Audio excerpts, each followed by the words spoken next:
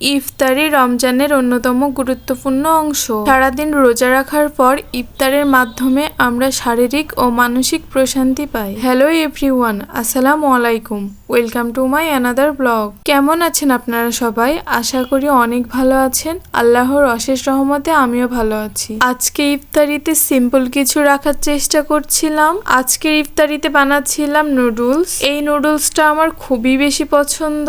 সারা বছর তো ভালোই লাগে, কিন্তু ইফতারিতে আমার অনেক ভালো লাগে নুডলস খেতে।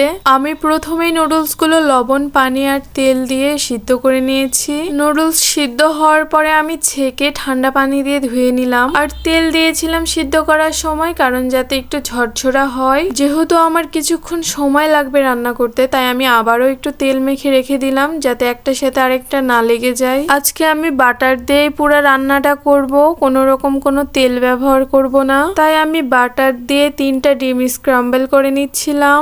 এরপর আমি চিকেনটাও ভেজে নিচ্ছিলাম। চিকেনটা যতক্ষণ না শক্ত শক্ত চিমড়া চিমড়া হবে ততক্ষণ পর্যন্ত ভাজতে হবে। চিকেনটা ভালোভাবে ভাজার পরে ওই একই কড়াইয়ে আমি কিছুটা বাটার দিয়ে তাতে রসুন কুচি, পেঁয়াজ কুচি এবং কাঁচামরিচ ভেজে নিব। পেঁয়াজটা হালকা বাদামি কালার হয়ে আসলে এর মধ্যে আমি মটরশুঁটি দিয়ে একটু নেড়ে নিব। পাশেই আমি একটা সস তৈরি করে নিচ্ছিলাম, যার মধ্যে ছিল সয়া সস, টমেটো সস, 1 চা চামচ চিনি, স্বাদ মতো লবণ, গোলমরিচ এবং ভিনেগার। এ পর্যায়ে মটরশুঁটিগুলো যখন ভাজা ভাজা হবে তখন আমি আগে থেকে সিদ্ধ করে রাখা নুডলসগুলো দিয়ে দিব এবং সঙ্গে দিব ডিম আর চিকেন ভাজাটা। এবারে সবগুলো একত্রে মিশে এখানে আমার তৈরি করা ওই সসটা দিয়ে দিচ্ছি। এবার ভালোভাবে উল্টিয়ে পাল্টিয়ে সবগুলো একসাথে মিশিয়ে নিতে হবে।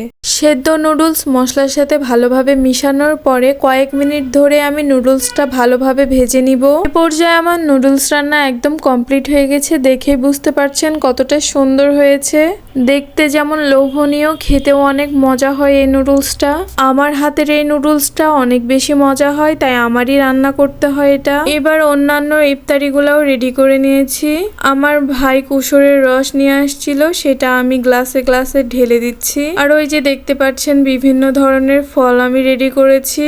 আমাদের বাসায় মিষ্টি আলুটাও খুব বেশি খাওয়া হয়, যার জন্য আমি কয়টা সিদ্ধ করে নিয়েছিলাম। আর পেঁপে তো আমার খুবই পছন্দ, এটা হইলে তো আমার আর কিছু লাগে না। এই যে মধু মধু রসমালাইটা দেখছেন, সেটাও কেটে নিয়েছিলাম। আলহামদুলিল্লাহ, আজকের ইফতারি এগুলাই ছিল। ইফতারিতে এগুলো খাওয়ার পরে নামাজ শেষ করে আমি নুডলস খেয়েছিলাম।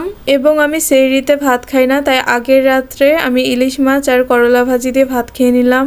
আমি কোনো ঝোল টোল নিইনি, শুকনা শুকনাই খাচ্ছিলাম, কারণ ইলিশ মাছের প্রতি আমার একটু ঘেন্না চলে আসছে। অন্য কোনো তরকারিও ছিল না, তাই বাধ্যতামূলক খেতেও হচ্ছিল। আজকের মতো এখানেই বিদায় নিচ্ছি। সবাই ভালো থাকবেন, সুস্থ থাকবেন এবং আমার পেজটিতে লাইক, কমেন্ট, শেয়ার করতে ভুলবেন না। সবাইকে ঈদের অগ্রিম শুভেচ্ছা ও অভিনন্দন। আল্লাহ হাফেজ।